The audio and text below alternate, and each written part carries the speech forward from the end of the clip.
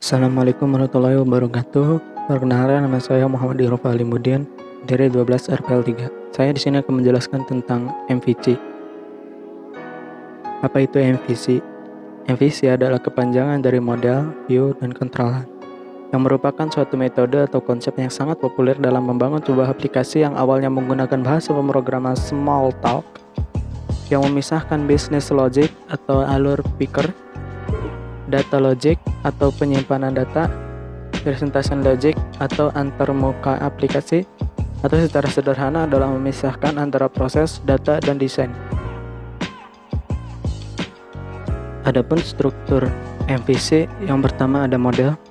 Model biasanya berkaitan dengan data dan interaksi ke database atau web service. Model juga mempresentasikan struktur dari data aplikasi yang berupa basis data ataupun berupa data lain, misalnya dalam bentuk file XML, file text, ataupun web service. Di dalam model biasanya akan berisi class dan fungsi untuk mengambil, serta melakukan update dan menghapus data website.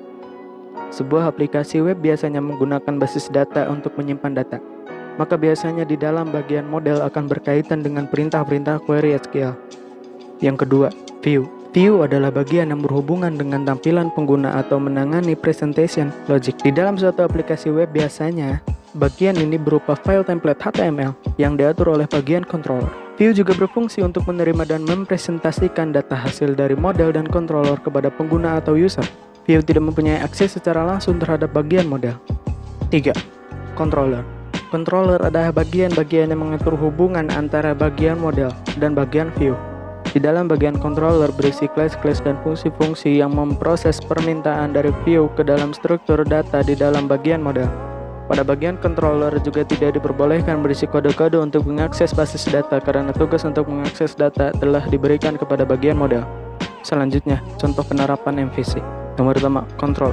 Controller berisi metode-metode yang berisi perintah yang harus dilakukan pada suatu metode. Setelah rute menghubungkan ke controller dan metode mana yang akan dituju. Metode suatu controller akan mengembalikan nilai atau tujuan URL yang akan dituju.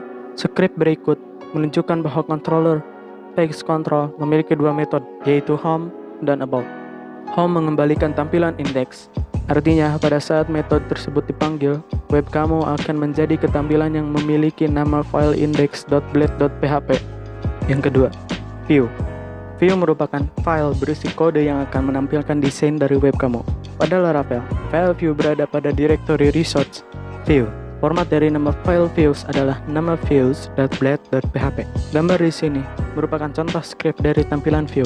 Karena ekstensi file view adalah PHP, maka script di file tersebut ditulis dalam bahasa pemrograman PHP. Laravel menyediakan beberapa fungsi untuk mempermudah pengodingan view.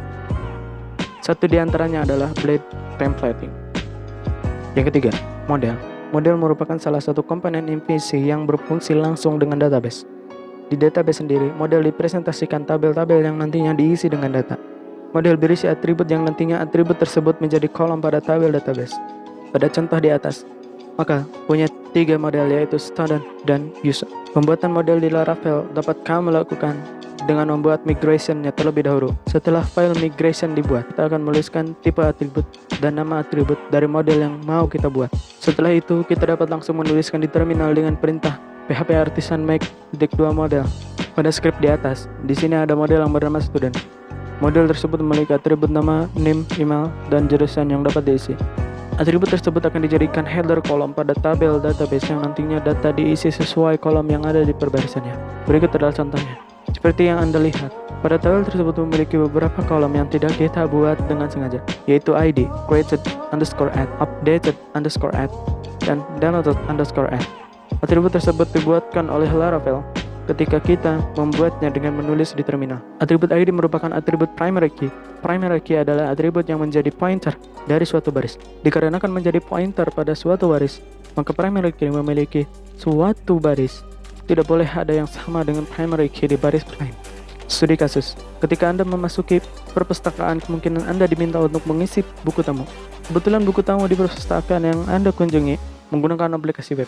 Jadi, di sana sudah terdapat satu komputer, di mana setiap pengunjung perpustakaan harus melewati dan mengisi datanya melalui komputer tersebut. 1.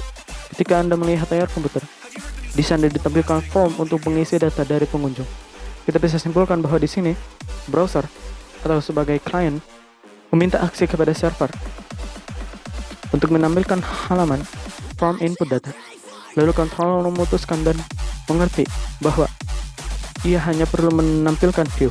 Maka controller memanggil dan mengembalikan view atau halaman yang diminta. Anda kemudian mengisi data, lalu menekan tombol submit. Di sini, browser sebagai klien mengirimkan data Anda kepada server.